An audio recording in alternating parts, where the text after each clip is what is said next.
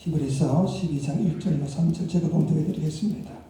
이러므로 우리에게 구름같이 둘러싼 허다한 전인들이 있으니 모든 무거운 것과 얼매기 쉬운 죄를 벗어버리고 인내로서 우리 앞에 당한 경주를 하며 믿음의 주여 또 온전하게 하시는 이인 예수를 바라보자. 그는 그 앞에 있는 기쁨을 위하여 십자가를 참으사 부끄러움을 개의치 아니하시더니 하나님 보좌 우편에 앉으셨느니라. 너희가 피곤하여 낙심하지 않기 위하여 죄인들이 이같이 자기에게 거역한 일을 참으신 일을 생각하라. 아멘. 이 말씀은 하나님의 말씀입니다. 추운 글씨를 안고 설교한다는 것이 보통 힘든 게 아니네요. 많이 기대해 주시기 바랍니다. 제가 바라는 것은 여러분들이 말씀 중심으로 누가 무슨 말씀을 전하든지 하나님의 말씀 중심으로 좀 말씀을 잘 들으시기 바랍니다. 오늘 드디어 동계 올림픽, 베이징 동계 올림픽이 끝나는 날이지요. 많이들 즐기셨습니까?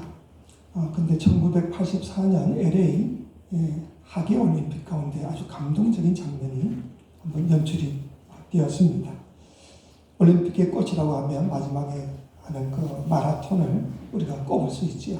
근데 그 여자 마라톤 가운데에 한 여자 선수가 결승점을 몇백 미터 앞두고는 너무나 지쳐가지고 쓰러진 겁니다. 완전히 탈진된 상태에서 쓰러진 겁니다.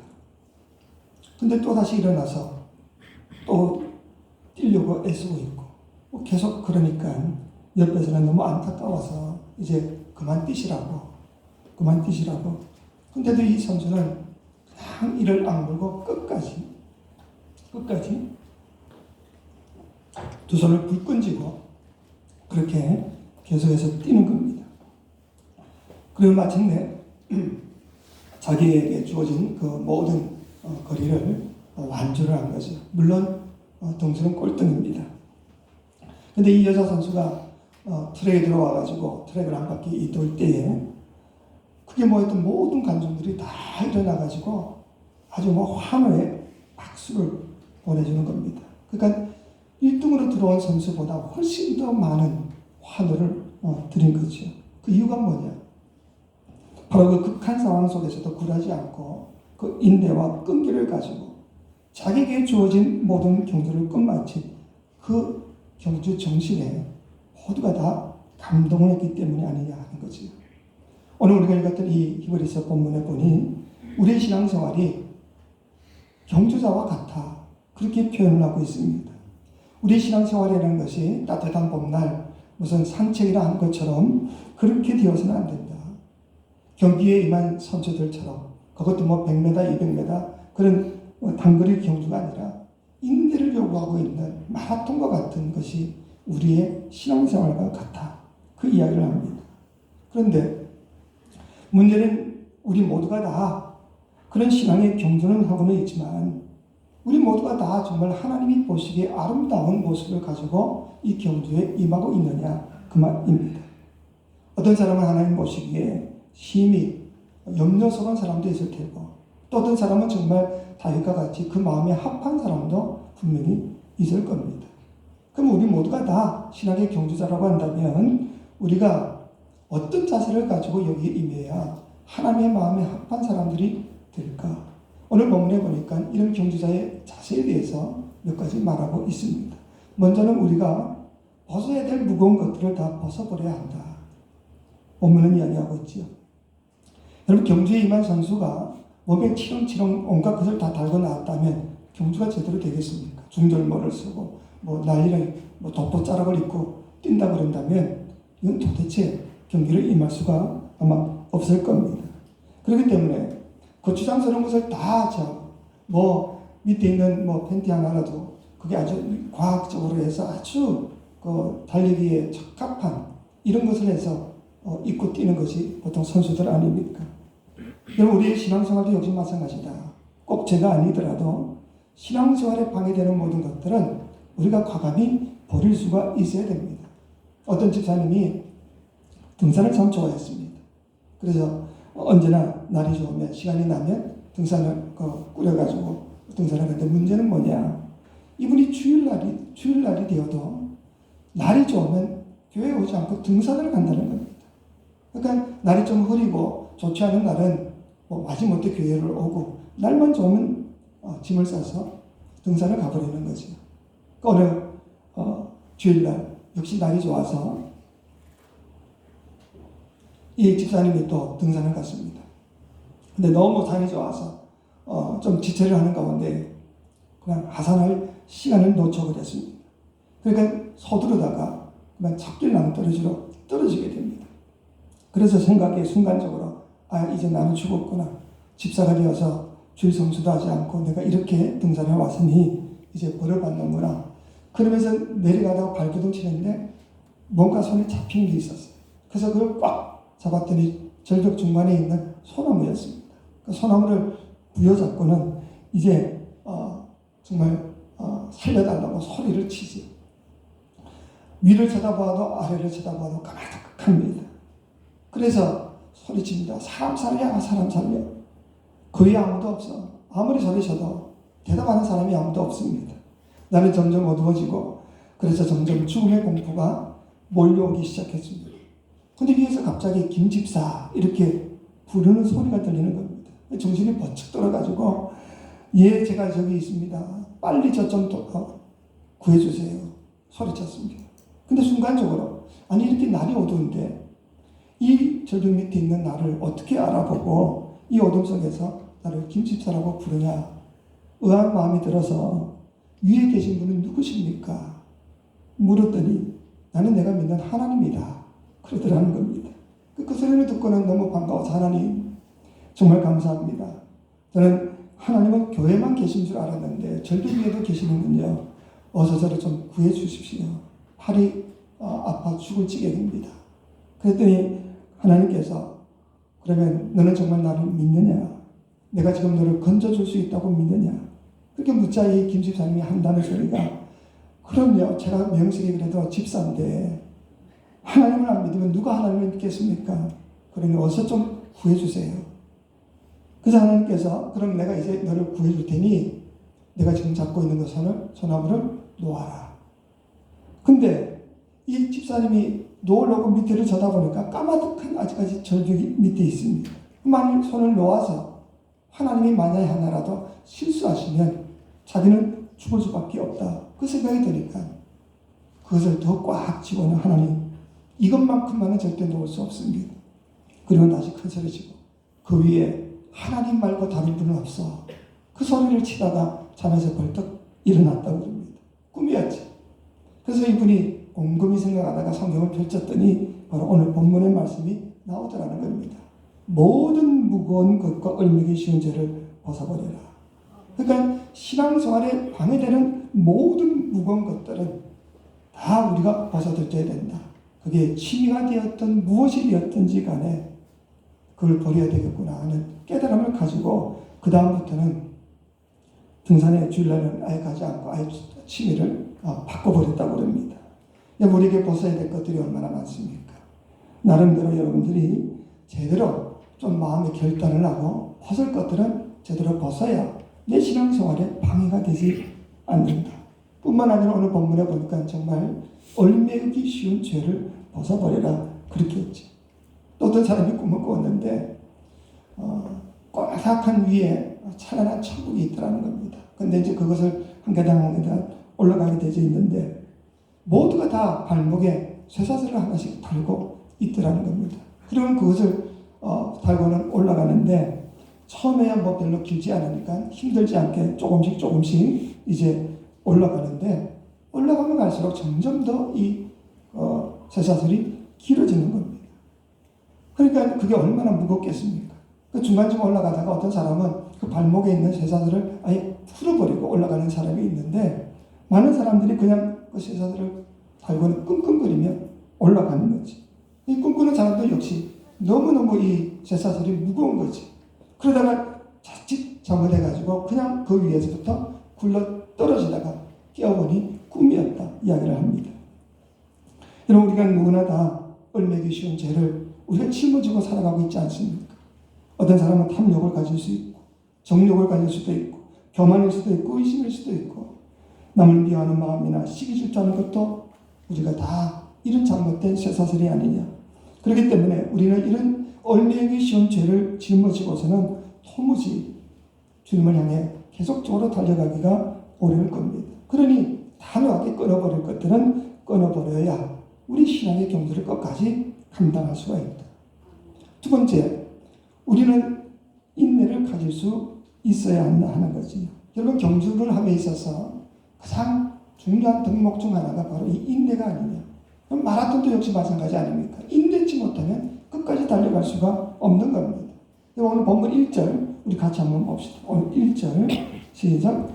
이러므로 우리를 불같이 둘러싸는 허다한 증인들이 있으니 모든 무거운 것과 얽매이기 쉬운 줄을 벗어버리고 인내로써 우리 앞에 경주를 하며.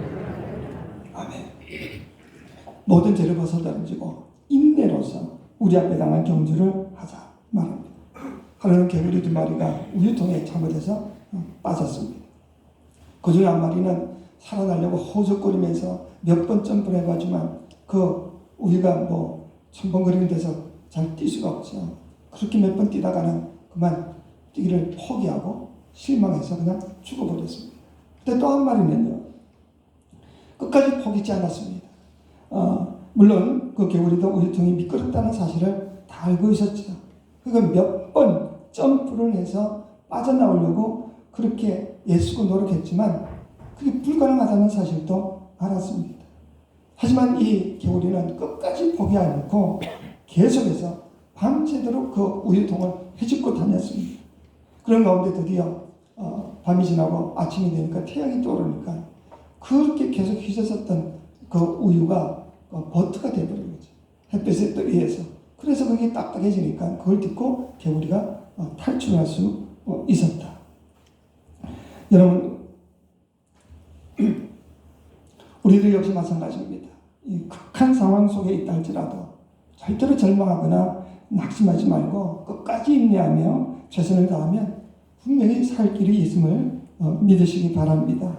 우리가 미국의 16대 대통령 아브라함 링컨을 존경하는 게 꼭 노예 해방만을 위해서, 흑인 노예 해방만을 위해서가 아니지 않습니까? 누누이 많이 들었을 겁니다. 이 링컨은 수없는 사업의 실패와 수많은 선거에서 낙선한 사람입니다. 그럼에도 불구하고 그 엄청난 실패와 그 낙선과 그 절망 가운데서도 끝까지 낙심하지 않고 인내하며 달려갔던 사람이기 때문에 그래서 이 에브라임 링컨을 우리가 그만큼 존경하는 것이 아니냐 하는 거지. 여러분, 우리의 신앙 상태도 역시 마찬가지입니다. 신앙생활하다 보면 우리를 유혹하는 것들도 있고요. 우리를 피곤하게 만드는 것도 있고 힘들게 하는 일들도 분명히 있을 겁니다. 절대로 그러나 우리는 포기하지 말고 끝까지 인내하며 나아가자. 그래서 사도 바울은 갈라디아서 6장 9절에서 이런 이야기를 하지요. 우리가 선을 행하되 낙심하지 말지니 포기하지 아니하면 때가 이름에 거둘 것이다. 우리가 낙심치 않고 끝까지 인내하며 최선을 다하게 되면 반드시 하나님이 그 열매를 거두게 하심을 믿으시기 바랍니다. 그리고 무엇보다도 가장 중요한 것은 믿음의 주여 또 온전케 하신 우리 예수 그리스도를 바라보며 살자 하는 거지. 운동선수들은요, 자기들을 이끌어주는 코치나 감독의 지시를 굉장히 중요하게 여기지요. 우리 신앙의 경주도 역시 마찬가지다. 우리 신앙의 경주의 지도자는 누구냐? 우리의 믿음을 인도해 주시고 지도해 주시는 분이 누구냐? 오늘 본문 2절에 잘 나와져 있지 않습니까? 우리 2절 같이 한번 봅시다. 2절 시작. 믿음의 주여 또 온전케 하시는 이 예수를 바라보자. 그는 그 앞에 있는 기쁨을 위하여 십자가를 지면서 부끄러움을 잃지 아니하시더니 하나님 보좌 우편에 앉으셨느니라. 아멘. 예수님이 우리의 믿음의 대상이고 예수님이 우리의 믿음을 온전케 하시는 분이시고 예수님이 우리를 인도하시는 분이시다. 이 믿음이 있다고 그런다면 우리는 주님만을 바라봐야지.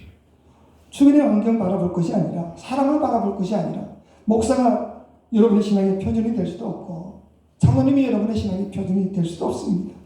사람을 바라보면 우리는 반드시 넘어질 수밖에 없는 겁니다.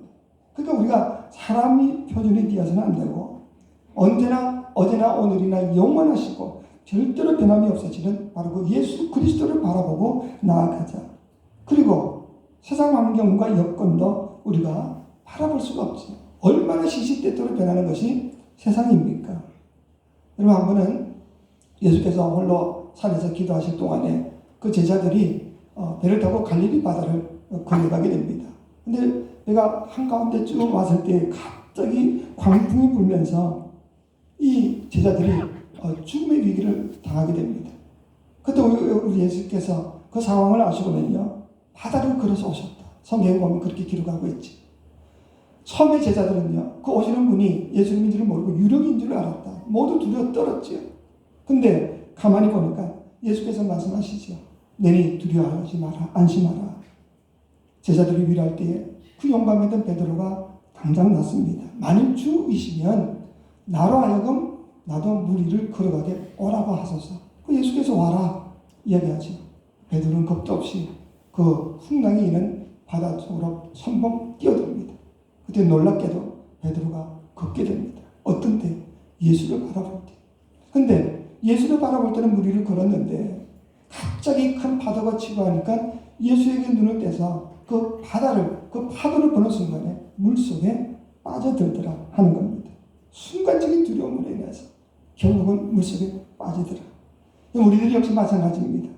우리 모두가 다 인생의 바다를 항해하는 항해자들 아닙니까? 경주자들 아닙니까?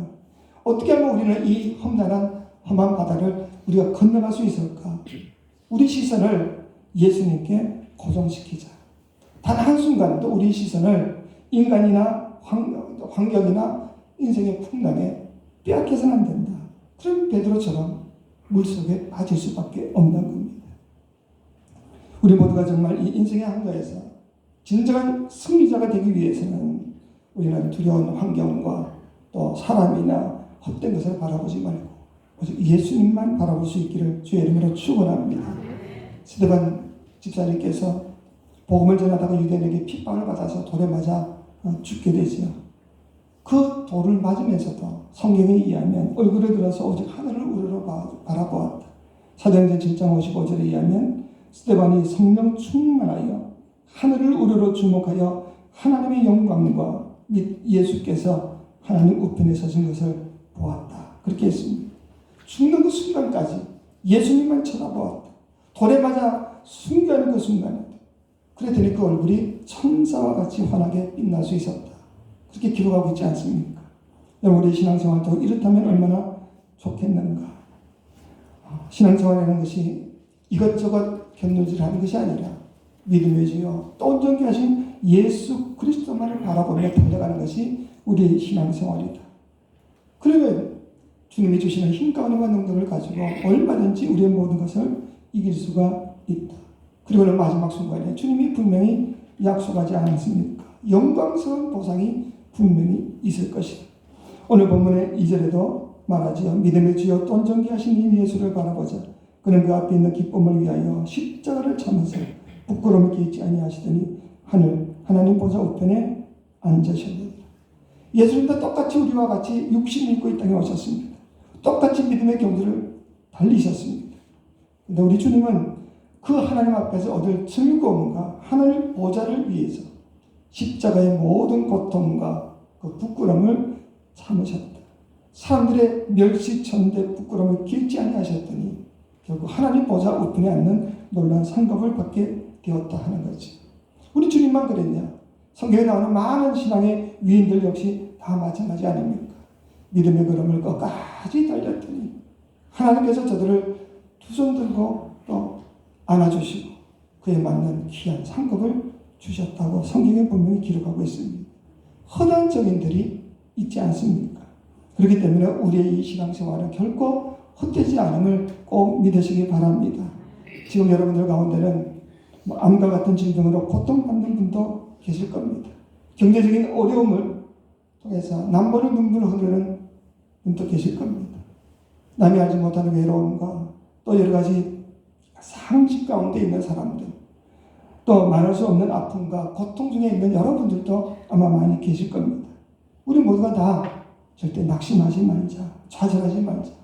십자가의 형급까지 견뎌내신 우리 주님만을 바라보며 우리가 끝까지 인내하며 나아가기만 하면 하나님이 반드시 모든 것을 책임져 주실 것입니다. 고린도전서 15장 58절에서 사도 바울이 이야기하지요. 그러므로 내 사랑하는 형제들아 견실하여 하며 흔들리지 말며 항상 주의 일에도 힘쓰는 자들이 되라. 이는 너희 수고가 주 안에서 헛되지 않은 줄을 압니다. 우리 안의 모든 신앙생활이 결코 헛되지 않을 겁니다. 하나님이 반드시 지켜보고 계시고 그에 맞는 은혜와 사랑으로 충만히 채워주실 것입니다. 우리 모두가 다 신앙의 경주자들로서 남은 신앙의 경주를 어떻게 해야 승리의 멸류관을 얻을 수가 있을까?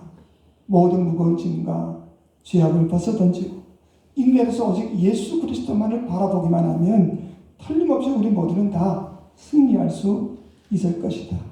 이런 분명한 각오를 가지고 믿음의 경주에 임함으로 단 한 사람도 나보자가 없이 모두가 다 승리함으로 주님이 주시는 귀한 영광의 축복을 받는 저와 여러분 되시기를 주의 이름으로 축원합니다.